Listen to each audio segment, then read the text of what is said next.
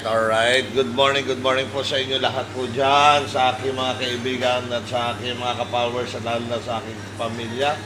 So ito po, muli po tayo nagagawa ng ating spaghetti bolognese. So ito, nagluto tayo ng pasta. So al dente na, pwede na po siyang anuin. Medyo al dente na siya, ayan na. Okay, haluin na. So ano, pakiano mo na. At gagawa tayo ngayon ng spaghetti bolognese kasi meron po tayong order good for 60 packs. So kasi na siguro ito 1.5 pasta and 1 kilo of 1 kilo of beef, minced beef. So pero gagawa na ako ng maramihan para may stock na rin kami rito ng daily use namin. So ito, i-stay lang natin sandali. At after that kasi yung unang kulo niya. Andrew, pakiano mo nga ito. Ano itong mga ano? Pakimap mo yan. Ano mo ng tubig? Ano mo ng tubig?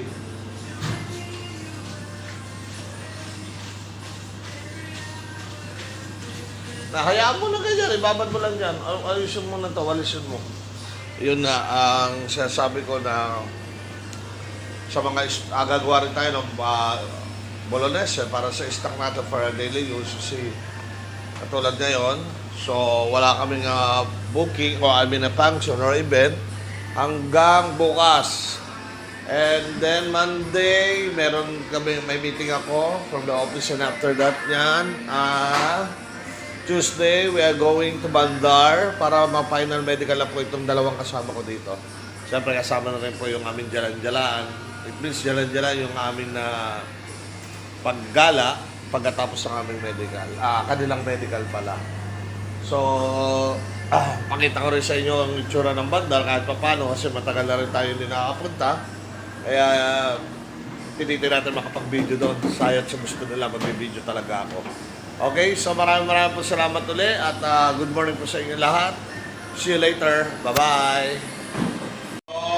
Ito, muli po kami nagbabalik. So, ito na nga po yung continue sa ating video. So ngayon, sasukay ko na po yung ating pang bolognese. Siyempre, gagamitan ko ng mantika ng olive oil, classic. Para medyo, hindi ko mahalan, pero healthy naman at the best one ko sa mga ganitong pagkain. At least kahit na hindi nakikita ng ating mga guests, para sa atin, alam natin na maayos at malinis at akin yung mga ginagamit natin ng pagkain. By the way, mag-isa muna tayo ng bawang. Ito ginagawa natin sa bolognese. Tapos meron ako kami dito na itinlay ko ng inlet po niya na carrot, celery, and onion para mas mabilis po. So yung sasama na po natin sa dito.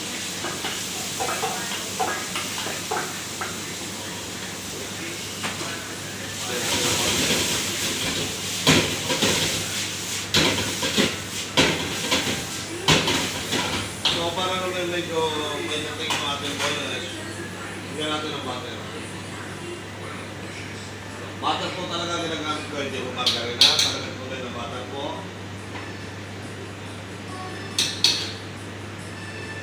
Para din yung aroma po na ating niluluto ay lumabas at nakakarap.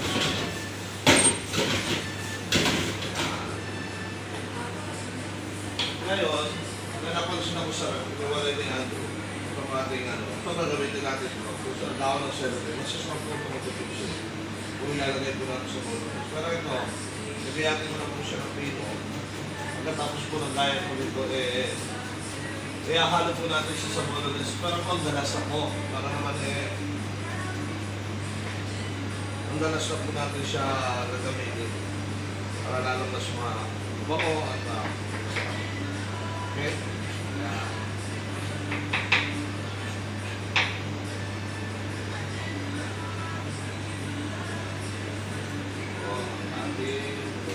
So, isa natin ang oil. Chef, namatay. Sorry, namatay ang ating ang oil.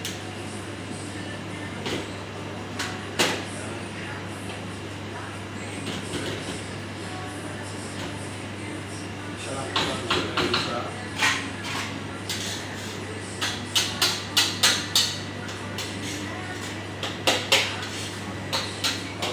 may herbs na tayo nalagay dito. Mostly, nalagay ko tayo ng oregano, basil, parsley. At yung ating seasoning na pinaghalo-halo. Wala na paprika, cayenne, chicken stock, salt. Yan, tinatawag namin yung seasoning dito. At gagamitan din natin sila ng asukal para medyo naman na hindi ano. Ang pinaka-importante po rito yung aming pong marinara sauce. Napolitana sauce.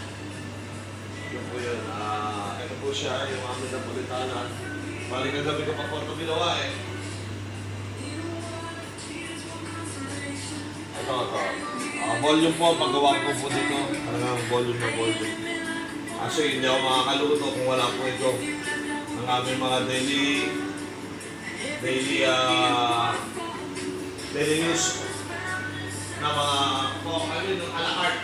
Kami a la carte kung wala po yun. So kaya kagabi ginawa ko lang po siya. Balik hindi na lang po natapos. Alos magkapagpakalos siya kayo pinano. Ang gagamit po kasi ng fresh po ng tomato. Ito ang ating bolognese. Bali, ang ano po kasi dito, kung ako ay gagawa ng bolognese,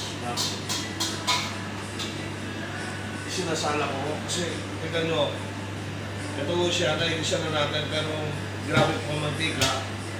At parang ano, siyempre, makain din po tayo ng ganito. Kaya para sa akin, gusto ko yung medyo wala ng mantika. Yung aming yung bolognese, yung ating mince meat. Kasi parang puro ng puto. Huwag ko kayo maniniwala na sabihin nila mawawala ang lasa, hindi yung totoo. Andiyan pa rin po ang lasa niya. Ang pinaka-importante noon, tinanggal po natin yung matinding cholesterol na tinatawag nila kasi mantika po yun eh. Kaya tingnan nyo, ang itsura nyo. Napakaganda. Hindi ko siya nagmamantika. Bali lang nalagay yung talaga natin na tunay ng mantika ay yung butter at saka yung paligoy. So, ayan na. Ngayon, habang nagsusunod po tayo, ito po yung aming gatawag na susunin. Comment po ito, nagawa ko namin. Naghanap po natin ng konting pagpalasa. Para po umapunta po siya ng gusto. Sa kanyang ating lang kumapit ang gusto yung absorb na po yung ng meat at saka yung susunin kasama na po yan. Huwag natin lang magpapabenta.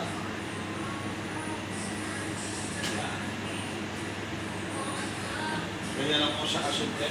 Ang nakaraan susunin na po natin. Tapos lalagay na po natin yung ating napolitana sauce. Yan po aming bolognese. Makasimple. Walang kaarte-arte. Kahit sino kayang gawin. Kasi hindi naman muna, maglalagay po tayo ng herbs, maglalagay po tayo ng dry basil, and translate together for ang oregano. Ayan po. Oregano po siya. So ngayon, isutay lang po natin na straight. Tignan nyo pag mas nandiyo. Wala po siya ano talaga yung mantika na nakikita po natin kung tayo nagluluto sa atin. Kasi ang baka dito, important nga po, pero hindi po natin alam po sa unang galing and from Zen. Kaya nga po, ganun po ang ginagawa ko technique para po sa mga frozen food po natin. So, ito nga po. Pagkatapos ulit natin yung spray, lalagay po natin yung napolitana sauce. Kaya paglalagyan po natin ng ating tomato paste para po medyo hindi ko siya watery. Mamaya po pagkatapos, papakita po namin at maraming po salamat ulit. Medyo mahaba ang video natin kung ito tatapusin natin. Short lang po natin. At maraming po salamat ulit po sa inyo. And have a nice day. Happy Saturday. Bye! Guys, ito ulit. So ito na nga po ang ating bolognese. Medyo natatapos ko at pagdadry ko na ng kulang konti. Tapos okay na po siya. FYI po ito po hindi po yung imimix ko diretso. Bali po kapag may order po, kukuha lang po tayo ng isang tatanangin niya for one order o one portion. Saka po natin yung mix, tapos salagyan po natin ang ating vegetable snack and also napolitana sauce, etc. Kung ano po yung dapat natin lagay. So ito volume, marami pong portion po ito. Hindi lang po ito yung ilalagay po natin. So, ano ko lang po sa inyo, baka kasi iba magulat. Grabe naman ang mix niya kung ilalagay. So hindi po So, hindi po. may ilalagay pa po tayo dito kapag lulutuin na po natin yung ating spaghetti o pasta bolognese. So maraming salamat po. Ito na po siya. I-dry na lang po natin. Kompleto regalo na po siya.